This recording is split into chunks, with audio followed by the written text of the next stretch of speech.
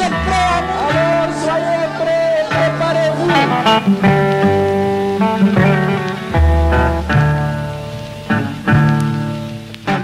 Historiquement habituée à la prise de pouvoir par les armes, la Guinée est depuis 10 ans en passe de redevenir un havre de paix. Un havre de paix dans lequel il fait bon vivre jusqu'ici, malgré les multiples obstacles politiques, économiques et parfois ethniques brandis par certaines personnalités politiques en concubinage avec des forces exogènes dans le but de remettre le pays aux mains des néo-impérialistes. Mais c'est sans compter sur la sagesse de son seul et unique président démocratiquement élu depuis son indépendance, le professeur Alpha Condé.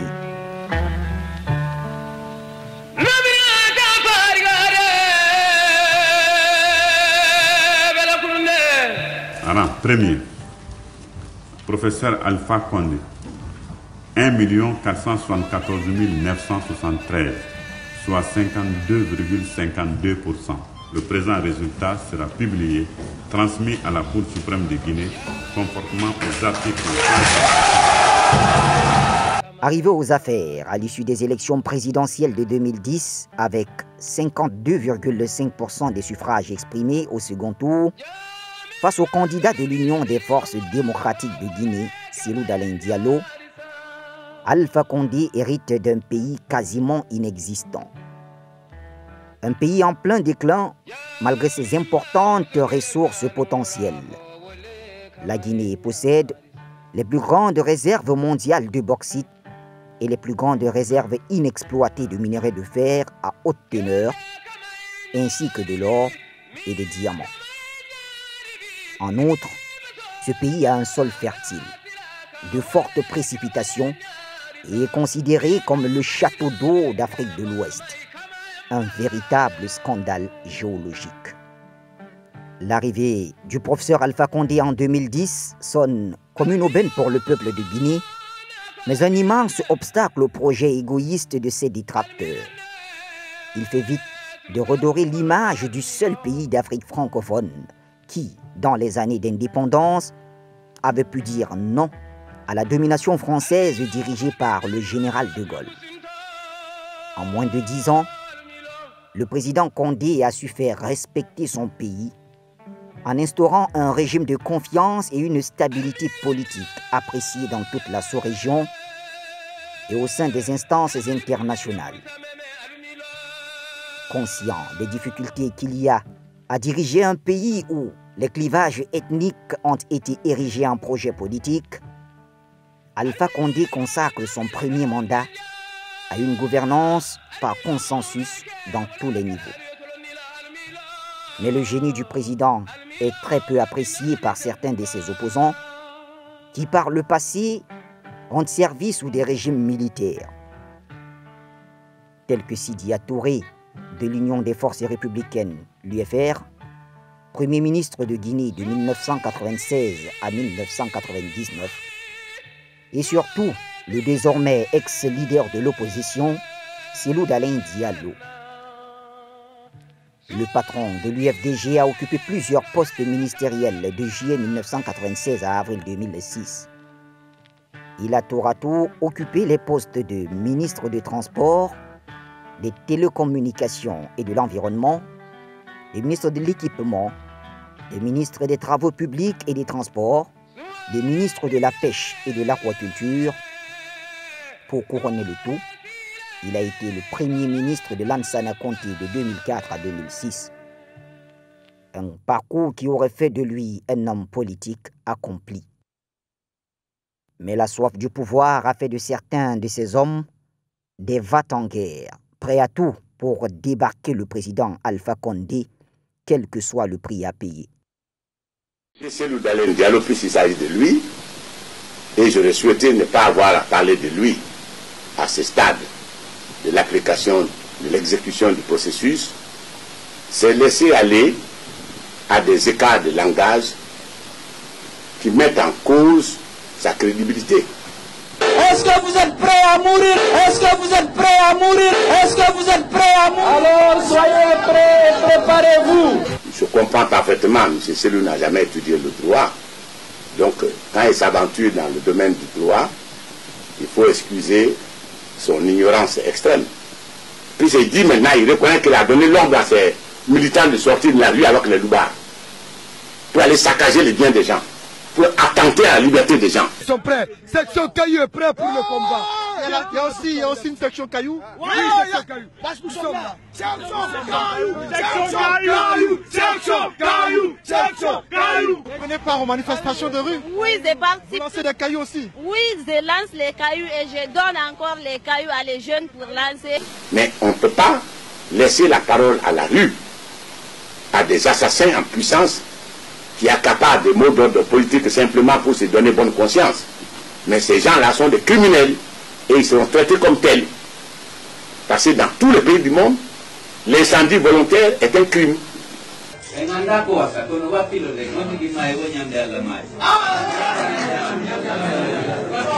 Aussi, il faut que M. Selou évite de parler beaucoup. Parce que des gens en son nom font des collectes de fonds pour faire le djihad en Guinée. S'attaquer avec des coupes-coupes, des couteaux, des flèches, des lance-pierres à des gens qui n'ont rien fait, dont le tort est d'avoir passé sur l'axe à ce moment-là, ça relève du crime. Et nous allons demander à la CPI de poursuivre ceux qui poussent les enfants dans la rue, qui vont assassiner. Certains sont allés même jusqu'à souhaiter qu'il y ait un nouveau 28 septembre. Est-ce qu'un homme sensé, un homme équilibré, qui a bonne santé, peut souhaiter cela? Il n'y a que des gens irresponsables, qui n'ont aucun sens de l'État et de la nation, qui peuvent penser comme ça.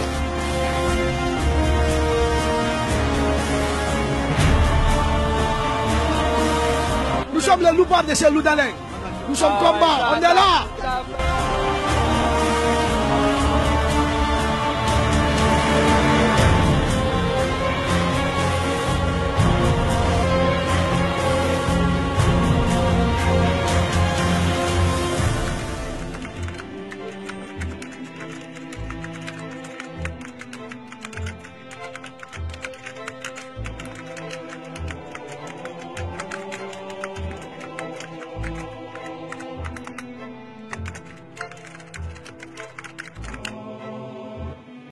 Êtes-vous prêt à mourir? Cet appel de Selou Dalein Diallo semble avoir trouvé du répondant. Au propre comme au figuré, des sympathisants sont visiblement prêts à mourir pour une cause dont ils ne connaissent ni les tenants ni les aboutissants. La BAC numéro 14, dans la nuit du 14 au mardi 15 octobre 2019, aux environs de 2 heures du matin, pendant qu'ils étaient donc dans le cadre de la sécurisation de la ville de Dubreka, parce que cette BAC 14 est basée à Dubreka, eh bien, des barricades ont été érigées le long des voies en quittant Dubreka pour Tanene. Et là, ils étaient là pour maintenir justement, pour ramener la quiétude, lorsque tout d'un coup, ils ont entendu des coups de feu. Et ces coups de feu les ont amenés à aller vers la direction de ces coups de feu. Et intervention faite, eh bien, 3 individus ont été interpellés que vous voyez en face de vous à l'écran. Il s'agit donc de Mamadou Major Kamara, Daouda Kamara, Mohamed Kamara. Un portait sur lui une arme de guerre, donc PMAK, et l'autre portait un fusil calibre 12. Il a indiqué plutôt que celui qui détenait le PMAK avait 2 boîtes chargeurs et l'une des boîtes chargeurs contenait 14 cartouches de PMAK. Quant à celui qui avait le fusil de chasse, lui, il avait 2 cartouches calibre 12. Et donc, ils ont fait des coups de feu. Interrogés, les accusés reconnaissent les faits qui leur sont reprochés. Je ne suis pas militaire. L'arme qui est sur toi là, c'est pour toi? C'est pas pour moi. Tu as été avec l'arme? On nous a arrêtés avec l'arme. Tu avais tiré à l'arme? J'ai fait la sommation. Le fusil là, c'est pour qui? C'est pour Madame HB. Hein? Madame HB, le fondatrice du restaurant HB à Dubreka, Toumania. Okay. On t'a pris avec cette arme? Ouais, parce que Madame nous a donné ça, ça ne va pas dans les 2 jours là. Elle dit, nous allons prendre ça en cas de cas. Tu es militaire? Je ne suis pas militaire, je suis gardien civil. Tu as l'autorisation de port d'armes? Ça, c'est Madame qui nous a donné. Tu as l'autorisation de port d'armes? évidemment, je n'ai pas l'autorisation de porter ça. Aujourd'hui, l'un des soucis majeurs de l'État, du gouvernement, c'est vraiment la sécurisation des villes et des populations. Et forcément, cette sécurisation ne peut pas se faire sans des unités d'élite qui luttent contre la criminalité. Parce qu'au fait, ce sont justement ces actions de criminalité qui créent donc, si vous voulez, la peur au niveau des populations. Et c'est pour ça donc nous sommes engagés au jour d'aujourd'hui à aller en affront avec ces bandits qui ne cessent pas de troubler la quiétude de nos populations. Manifestement, la démarche de certains hommes politiques guinéens consiste à faire du terrorisme une arme politique dans le sens propre du terme. Le réseau est élargi jusqu'à certaines villes de l'arrière-pays. C'est le cas de la préfecture de Sigiri dans la région de Kankan, où en décembre 2019, une opération des agents de police a permis de mettre main sur une importante cargaison de munitions.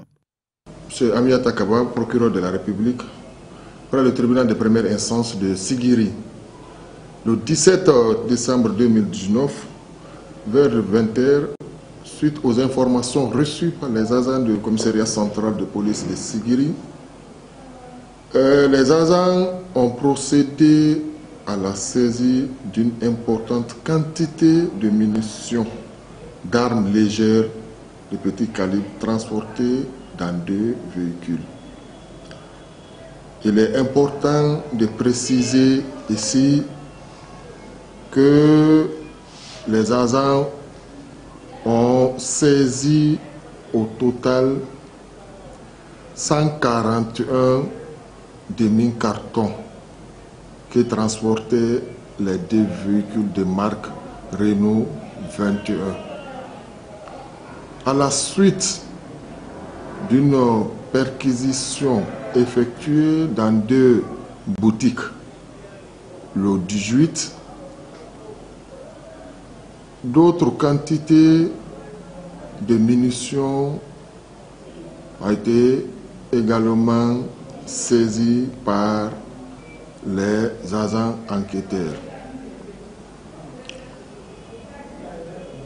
Il a été procédé au total à la saisie de 289 demi-cartons de munitions.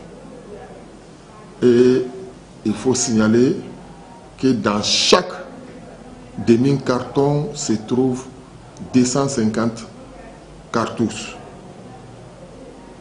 Ce qui fait au total 12 250 cartouches saisies par les agents du commissariat central de Sigiri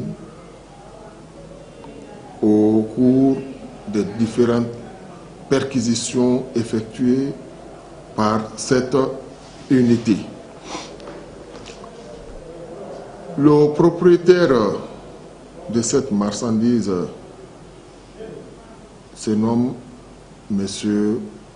Elhadj Ousmane Bari, qui a été également mis aux arrêts et déféré au parquet du tribunal de première instance de Sigiri. Le dossier reçu par le parquet de Sigiri, aussitôt une information judiciaire a été ouverte. Les quantités de munitions saisies au cours de cette opération a été également mis sous scellé et au greffe du tribunal de première instance de Sigiri. Je tiens à rassurer que toute la lumière sera faite dans cette affaire. Les munitions saisies au cours de cette opération ont été déposées au parquet du tribunal de première instance de Sigiri et ces munitions se trouvent dans un endroit sécurisé. Et pour celui qui connaît le tribunal de première instance de Sigiri, c'est un palais de justice moderne et en soutien des magasins de scellés sécurisés. Pour le moment, ces munitions sont à la disposition de la justice et dans un endroit sécurisé. Et comme je l'ai dit, toute la lumière sera faite dans cette affaire. Et les différents droits liés à la défense seront respectés. Le parquet du tribunal de première instance de Seguirim, saisi du dossier, a ouvert une information au niveau du cabinet d'instruction pour des faits de détention et transport illicite de munitions d'armes légères de petit calibre. Et pour le moment, le juge d'instruction est en train de faire le travail. Le moment venu, le dossier sera programmé et le jugement se fera dans la dite procédure. L'évolution de la nouvelle histoire politique guinéenne rappelle fortement la période de Macky. Des formations politiques semblent nostalgiques de l'époque où l'on parlait des branches armées des partis politiques, sauf qu'ici, les données ont changé. L'adversaire n'est plus le colon, mais son propre compatriote. C'est des remous sociopolitiques qui ont fortement ébranlé la nation tout entière. Ces agissements ont entraîné la commission de multiples infractions, notamment des vols, des violences et voies de fait, des destructions de biens publics et privés, des atteintes à l'intégrité physique, meurtres, assassinats, coups et blessures.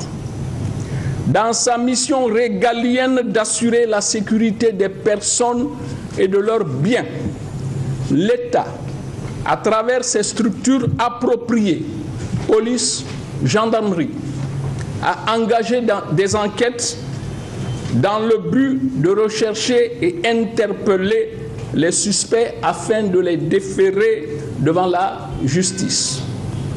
C'est dans ce cadre que le procureur de la République près le tribunal de première instance de Dixine a reçu plusieurs procès-verbaux dressés à la suite d'infractions commises lors des manifestations organisées dans son ressort, au nombre desquelles le RP numéro 046 du 16 février 2018, affaire contre X pour meurtre de Khalidou Bari, actuellement en cours d'instruction au cabinet du juge Morlaye Souma.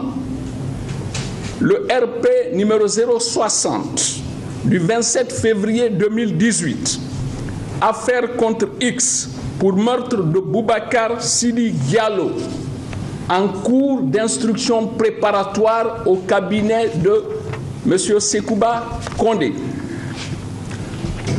L'affaire de meurtre de Boubacar Bari et de Mamadou Baylo Diallo, actuellement en cours d'enquête préliminaire à la direction des investigations judiciaires de la gendarmerie nationale.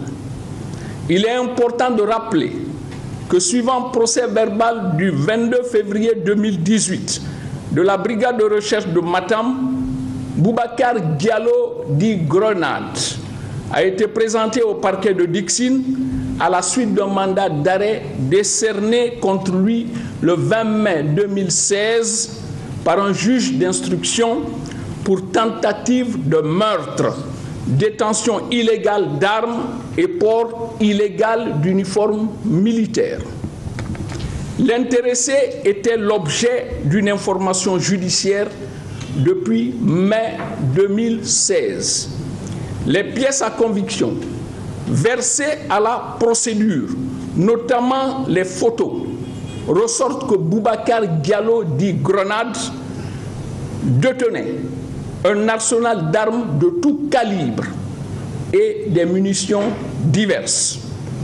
Les images produites à la procédure montrent l'inculpé tantôt en train de manier les armes, tantôt en compagnie de personnalités appartenant à une formation politique de la place et à une institution constitutionnelle.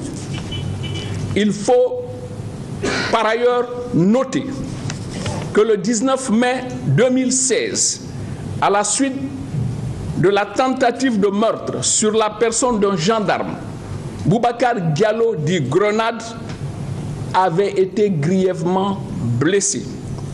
Après avoir reçu les premiers soins dans une clinique en Guinée, il est parvenu à quitter le pays par l'aide et par l'assistance de certaines personnes appartenant à sa formation politique.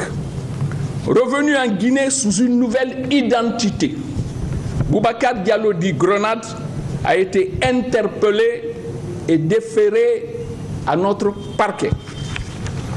Il a été présenté au juge d'instruction en charge de la procédure qu'il a régulièrement placé sous mandat de dépôt le 2 mars 2018. Il ressort des renseignements reçus que Boubacar Diallo dit Grenade a reconnu qu'au cours des manifestations, certains individus ont disposé de projectiles et d'armes à feu comme les PMAK et ont à l'occasion été utilisés contre la foule, faisant des victimes aussi bien parmi les manifestants que dans les rangs des forces de l'ordre. Plusieurs autres déclarations ont été faites par Boubacar Diallo dit Grenade qui ne peuvent actuellement être l'objet de révélation par respect pour le secret de l'instruction. Il est à regretter qu'un individu comme Boubacar Diallo dit Grenade puisse avoir des relations aussi étroites avec des personnalités comme le montrent les pièces à conviction produites à la procédure. Le procureur de la République, près le tribunal de première instance de Dixine, tient à rassurer l'opinion nationale que toutes les personnes impliquées de près ou de loin dans cette affaire seront poursuivies et jugées conformément à la loi. Le procureur de la République, je vous remercie.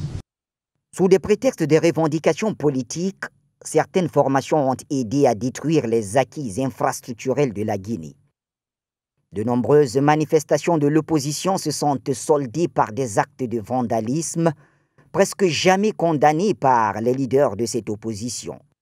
Les manifestations de janvier 2020 à Dalaba et Labé dans le Fouta Djallon et celles de Pita dans la région de Mamou sont de parfaites illustrations d'une opération de sabotage. Opération terroriste, pourrait-on dire, au vu des édifices ciblés par les assaillants.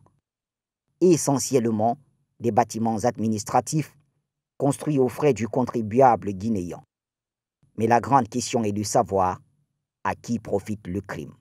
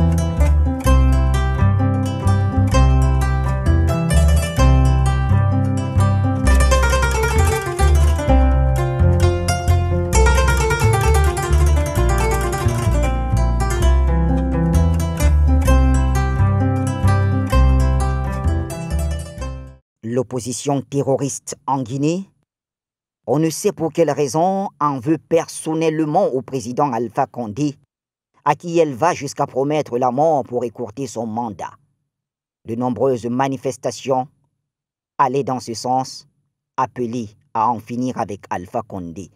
Est-ce que vous êtes prêts à mourir? Est-ce que vous êtes prêts à mourir? Est-ce que vous êtes prêts à mourir? Alors soyez prêts, préparez-vous. Si il a exprimé le souhait de mourir président, on va l'aider, mais ce sera avant 2020. Parce qu'il n'est pas interdit de tuer des présidents. Ah oui. Il n'est pas interdit que des présidents meurent. Oui. De toutes les manières, à la fin de son mandat, le peuple aura toute la légitimité de se débarrasser d'Alpha Condé et son système. Section Caillou est prêt pour le combat. Il y a aussi une section Caillou. Oui, section Caillou. Parce que nous sommes là. Section Caillou. Section Caillou. Section Caillou. Section Caillou. Vous venez part aux manifestations de rue? Oui, je participe. Vous lancez des cailloux aussi? Oui, je lance les cailloux et je donne encore les cailloux à les jeunes pour lancer. Peuple de Guinée, jeunes, femmes, adultes, je vous appelle au calme. Comme le Premier ministre vous a dit, ce qui s'est passé sur moi cette nuit. Mais je dois féliciter la garde présidentielle, car elle s'est battue héroïquement de 3h10 jusqu'à 5h avant d'avoir le renfort. Mais rien n'arrêtera la marche du peuple de Guinée.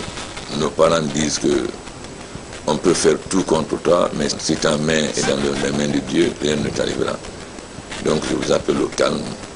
Nos ennemis peuvent tout tenter, mais nous ne pourrons pas arrêter la marche du peuple de Guinée. La voie de la démocratie a commencé et cette voie va continuer.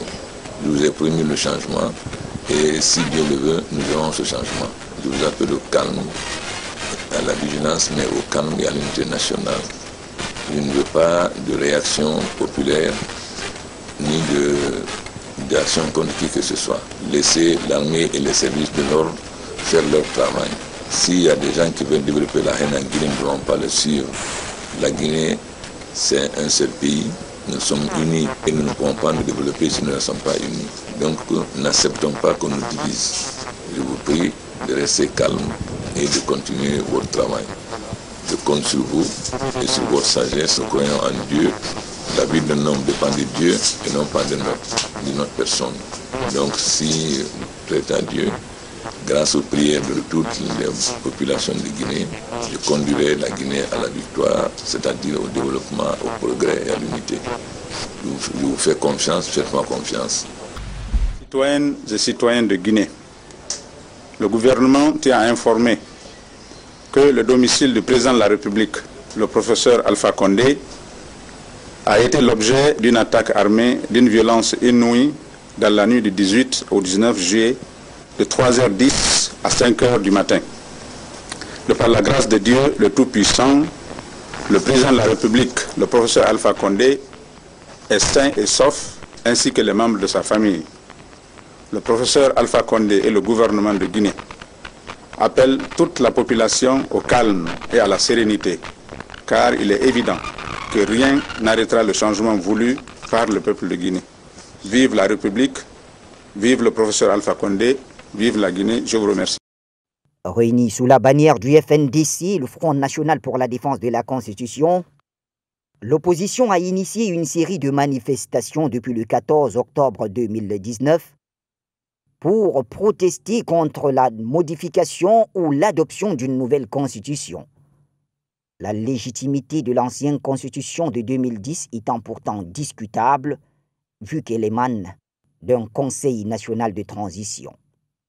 J'avais dit tout simplement que nous avons rétabli la Cour suprême, nous avons rétabli le Conseil économique et social, rétablissons l'ancienne loi fondamentale, allons aux élections et le Parlement qui sera élu à la seule légitimité. Mais vous réunissez des gens qui n'ont aucune légitimité, que personne n'a élu et qui vont s'asseoir pour faire les conditions. Pourquoi? Alors que le peuple peut voter librement, élire des députés. Mais en France, De Gaulle est venu à réformer la Constitution par le Parlement. Pompidou est venu, il l'a fait. Mitterrand est venu, il l'a fait.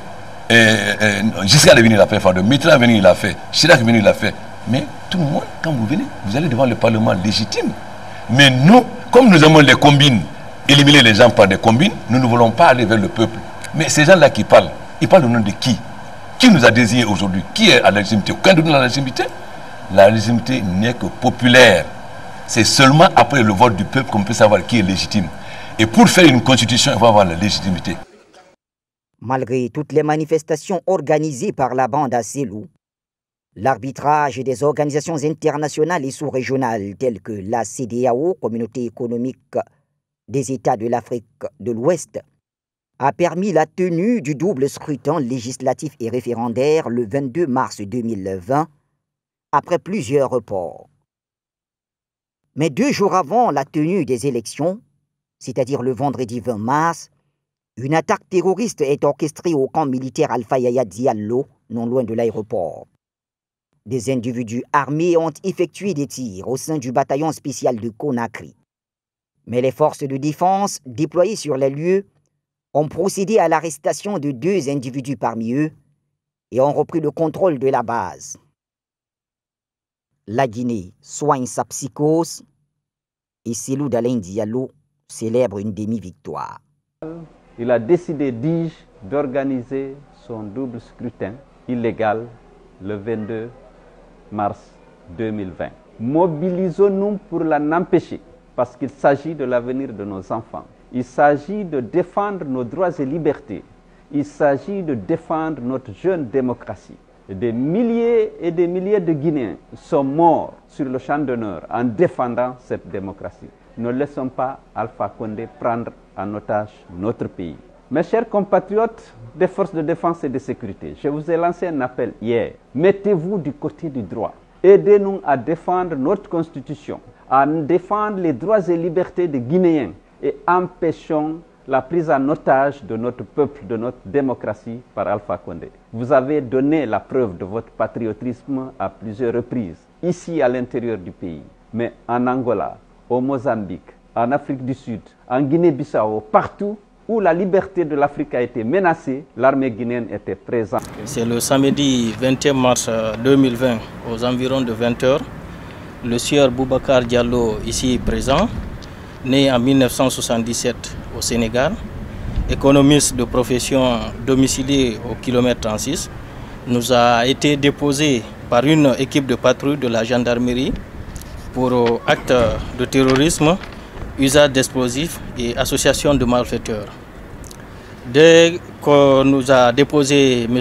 Boubacar Diallo, immédiatement nous nous sommes rendus sur les lieux et nous avons constaté avec les explications du vigile que c'est ce dernier qui a eu à surveiller ces manœuvres dans l'enceinte de la station Ciel qui est à Dixine. C'est ce dernier qui a permis à le maîtriser au moment où il s'apprêtait à monter sur la moto pour s'enfuir, après avoir descendu dans le véhicule et mettre le feu dessus. Dans le véhicule, il a été constaté qu'il y a des grenades à l'intérieur, plus un cocktail Molotov et un bidon d'essence. Plusieurs parties du véhicule ont été enduites d'essence pour que les choses puissent se passer comme prévu. Vu l'intervention, la vigilance du vigile, il a été maîtrisé et la population a apporté secours qui ont permis de pousser le véhicule hors de la station Celle et l'envoyer de l'autre côté de la chaussée où elle a été garée et le feu a pu être maîtrisé. Monsieur Boubacar Diallo a été entendu et a reconnu les faits et les circonstances de son interpellation. Vu que ce n'est pas la première fois qu'un véhicule soit incendié et surtout au sein d'une station, nous appelons la population à être très vigilante pour ne pas que ce genre d'action puisse vraiment réussir dans notre pays. Mon rôle, ce qu'ils m'ont expliqué, c'était tout simplement d'allumer. Il y a une torte de koya là-bas. Il y avait une mèche dedans, c'est ce que je devais allumer, arriver aux stations. Donc il y a un monsieur qui m'attendait au niveau avec un motard. Je suis allé au niveau du station Total. J'ai beaucoup hésité, donc finalement j'ai allumé. J'ai allumé, j'ai voulu partir, donc le vigile m'a rattrapé. C'était tout simplement pour faire peur, pour dissuader la population d'aller voter le lendemain. D'aller voter le lendemain. Donc votre mobile, c'était d'empêcher la population de voter? C'est pour les empêcher de voter, c'était pour faire peur pour que la population ne parte pas voter le lendemain, pour le référendum. Sauf qu'au départ, ils m'ont donné 300 000. C'est ce que j'avais. Sinon, il n'y a pas eu un marché concret entre nous. La seule motivation, c'était pour empêcher les élections le lendemain. Mais je vous dis que je regrette sincèrement. Je regrette sincèrement et je demande pardon à la population guinéenne. Et je ne referai plus ce genre d'acte. Il y a une voiture couleur grise, dont à bord il y avait un jeune qui était suivi d'une moto TVS bleue. Quand il est venu, il a garé la voiture au niveau de la première pompe d'essence. Le vigile a intervenu pour lui dire qu'il n'y a plus d'essence, il n'y a plus de vente. Le vigile lui a demandé, mais qu'est-ce qui se passe? Pourquoi vous insistez?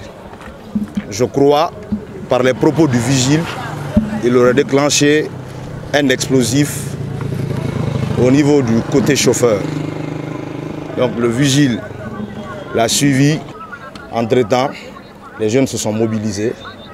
Moi qui vous parle, j'ai pris la moto pour pouvoir déséquilibrer la moto. Donc ils ont glissé à quelques 10 mètres. Moi j'ai pris un caillou pour le cogner. C'est ainsi qu'Ibrahim Diouaté l'a pris sur son col. Si les grenades s'explosaient, ça allait prendre au moins 500 mètres de rayon. Vous savez, quand vous prenez derrière la station et devant la station, il y a plus de 500 à 100 personnes qui y vivent. Vraiment, l'impact pouvait attaquer à toutes ces familles qui vont périr dans cet accident. Je dirais merci à toute la jeunesse de Dixine 101. Dès que ce problème-là s'est posé, ces jeunes-là se sont interposés. Ils ont interpellé le jeune en question. Les élections du 22 mars en Guinée n'étaient pas qu'une simple opération de choix des représentants du peuple à l'hémicycle ou de l'adoption d'une nouvelle constitution par un oui ou un non.